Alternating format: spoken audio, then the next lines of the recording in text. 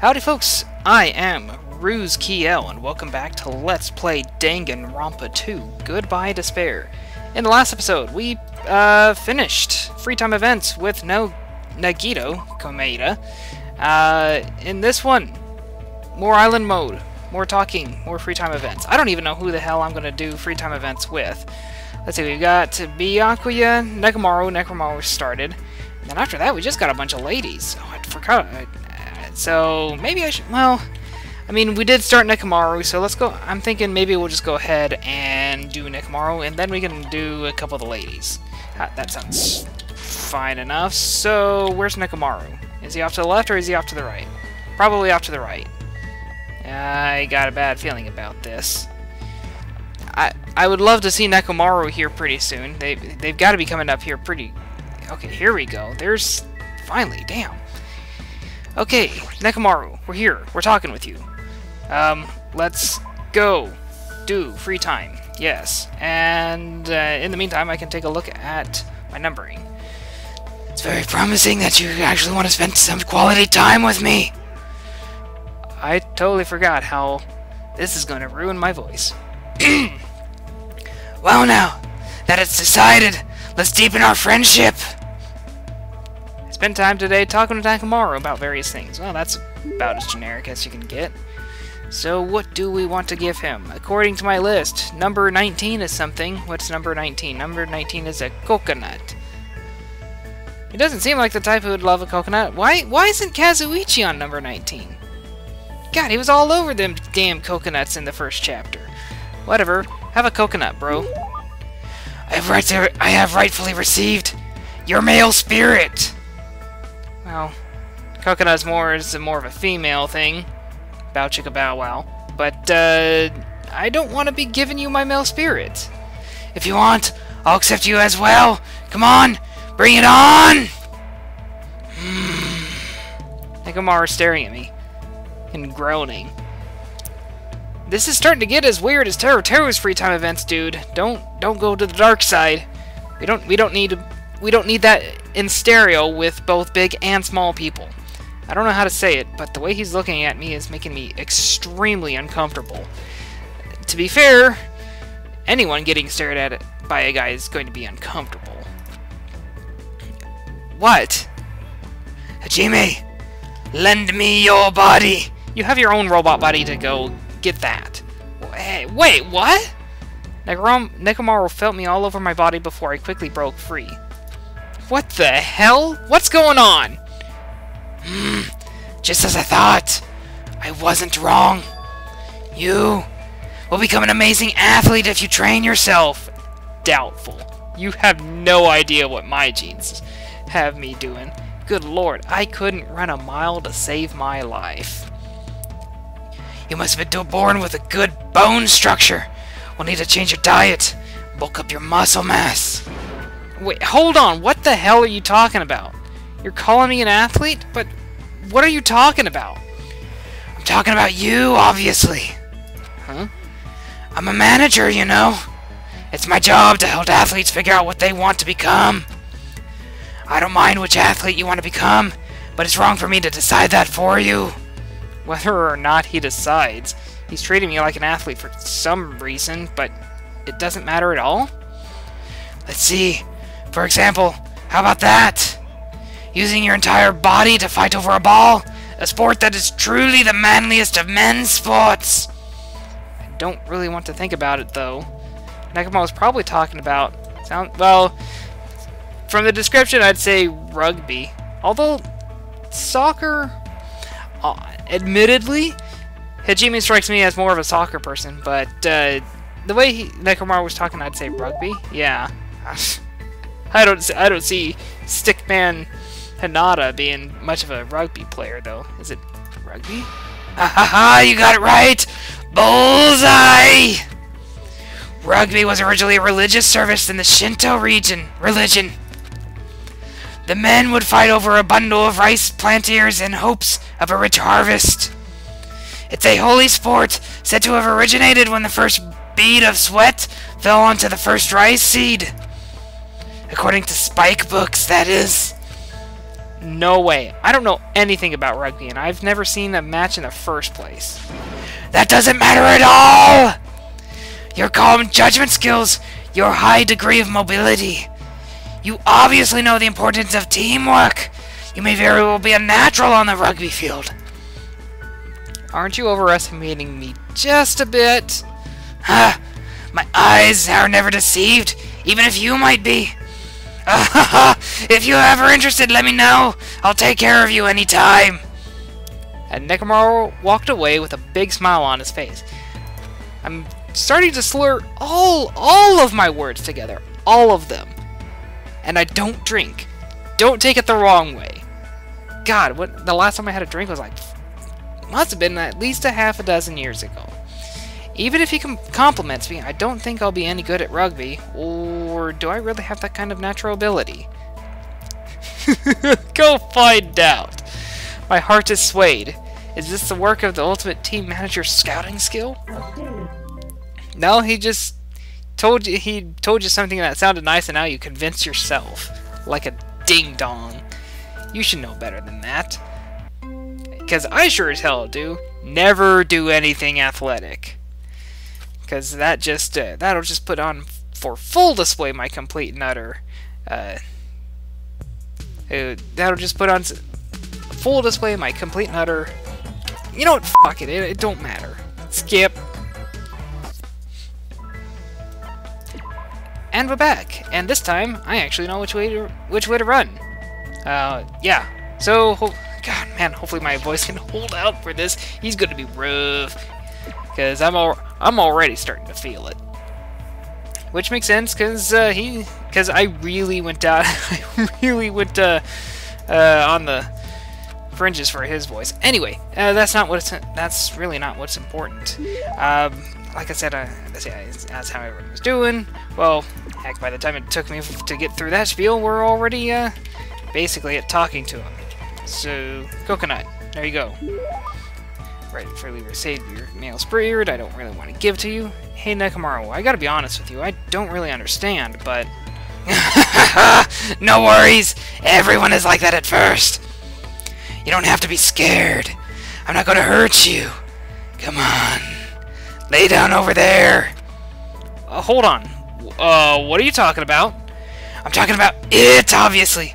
You do want me to do it to you, right?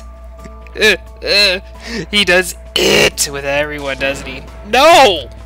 I just wanted to ask you what to do as a what you do as a team manager. Good lord! You really are as bad as Terror 2. Oh, that's what it was. You should have said so earlier. You didn't really let me. Well, let's see. Basically, it's my job to take care of the athletes so they can give it their all. The technique varies for each sport, but every top athlete needs 3 essential things: physical fitness, visual acuity, and willpower. If an athlete wishes to strengthen these 3 essentials, then it's my job to prepare a solid and effective training regimen for them. A lot of the science behind the training is based off principles of sports medicine. It's a real challenge to bring out the maximum potential of each individual athlete. He's really technical. Impressive, dude. Why didn't you display more of this instead of screaming and yelling and slamming and hitting doors? What? You look surprised. No, it's nothing. He gave such a serious answer. I don't really know what to say. However, what I told you just now is simply what every manager does. My special weapon is these fingers. Shouldn't it be, are these fingers? What's up with your fingers? And we're back to territory. Too many terrors. Too much alliteration. Too many T's. Too many R's. Too many terrors. With the tips of these fingers, I can instantly relax the tense muscles and promote maximum blood circulation. It works both ways. Don't say anything. I can push out intravenous toxins like a waterfall and restore fatigue in an instant.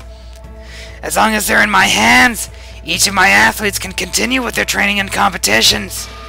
That's right, even until they die. This is it. Truly, this original massage technique is my ultimate weapon. Ultimate weapon.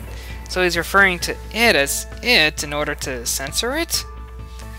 But isn't it dangerous to keep training when your body is exhausted? Since you're not the one standing on the battlefield, it's understandable that you would think like that. For some people, forfeiting in the middle of a match is a greater loss than death. During my training, I even met a clan of warrior women in the mountains who had such feudal tendencies. Ah, how nostalgic. Like I said, it may be a world that I don't really understand, but at least now I understand how important you are to your athletes. Hajime. God, I'm getting freaking lightheaded. I'm going way to the extreme on this. I really should have changed them out 180 episodes ago. You know just what to say to put me in a good mood? How about I give you a super version of it right now? No thanks. Afterward, though he kept getting a little too close to my personal space, I spent time with Nekomaru for a bit. He wants to touch you. Hopefully not in your special place. Don't let him. Don't let him do it, Hajime. I know you're a man of many tastes. Anyway, we left him behind. On to the next day. See you then.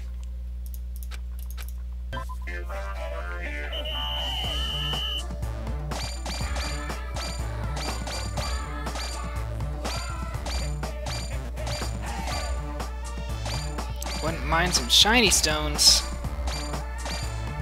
Come on, guys. Shiny stones. Really, not a single one. With all you guys out there. Bummer. Hey! Couple of level ups. Cool.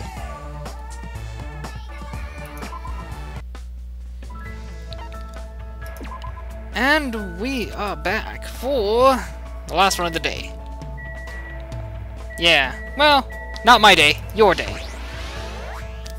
Or probably not even your day, because if anyone is actually watching this, chances are there's the next one up too, or a bunch of others. Anyway, why does that matter? I don't know. We're here. We're talking with Nekomaru. Almost at the end. We've got 2 more free time events with him.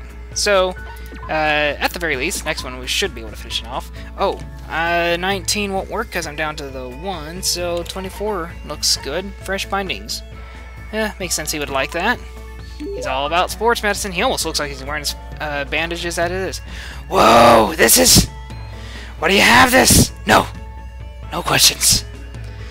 My friend, you have my gratitude from the bottom of my heart. Is he staring at Hajime again? He looks like he's deep in thought. Nope, I guess not. I hope he's not thinking about anything dangerous. I've decided it might be easier to talk to you about it since you aren't an athlete. God, like I said, I'm really slurring my freaking words today. Good God, I shouldn't have just not done it today, apparently. But I need to get this done. This is Monday. This is Monday, and it goes up on Wednesday, and I need time to edit and export. It may run a little long, but can you listen to my story? Oh God, he's got a story? I don't know if I'm in the mood for story mode. I see. Do you remember what you asked me before? About why I'm a team manager? Well, at the time, I didn't know how passionate you were about it. A long time ago, I asked myself that very same question. To be honest, I was born with a heart defect. The doctor told me I would only live to be 20 at most. And because of that, I never got to play sports when I was growing up. I didn't even participate in PE either. I didn't know you went through something like that. I can't imagine that happening to you now. I was teased a lot when I was young too. Yeah, because he looks like, I mean, he's obviously in fantastic shape. Plus, he's, what do you call a neck that's formed into your chest? Is it a a nest, or is it a check? Either way, it didn't end up being as it didn't end up being as much of a funny mixed word as I thought it was going to be. I was teased a lot when I was young too. My childhood consisted of being unable to make friends and frequent trips to the hospital. However, On one particular day, I was put in the same room as this boy by coincidence, and it completely changed my life. Like me, that boy had a similar illness. He made frequent trips to the hospital too. But there was one key difference between that boy and me. Someone always came to visit him. He would have fun conversations, and sometimes very serious ones. From what I can overhear, the boy was a team manager for a baseball team. His athletes were visiting him. Then, what you said to that boy was... I asked him why he would do something like that. At the time, I didn't understand it at all.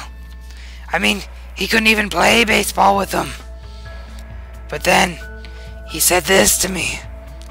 Even though I can't play baseball with them, I can still share their victory and defeats with them. That's what it means to be a team manager. And here comes the lightheadedness. You have a duty to support your team, especially if you can't be on the field with them. But in the end, he died in that hospital without ever seeing his team win. Excuse me. Oh, it's really getting to me. Perhaps he worked himself too hard gathering stats for the sake of that important game. Or maybe he already knew he didn't have much time to begin with. I honestly don't know. So I decided to take all the stats he risked his life gathering for the sake of his team. My very first job as a team manager was leading that boy's team to victory. After that, I threw myself into various sports. Before I even realized it, my body had become incredibly tough. I don't know why I said it like that, but whatever. To the point where it's too tough. But even so, I'm proud of being a team manager. So that's why. But why did you decide to tell me that? I don't know. I don't really understand it myself, but maybe I just wanted to tell someone. The same way that boy taught me. As long as you have friends who have your back, you'll be able to clear a path to the future without ever giving up. And so I spent time today talking to Nekomaru about various things. About how he gave me a lot of valuable advice from his manager's perspective, and it reminded me of just how great he is. We also talked about how sore my throat is, and hopefully it won't completely go out on me in the next episode. I want to thank you guys for watching, and I will see you then. Farewell.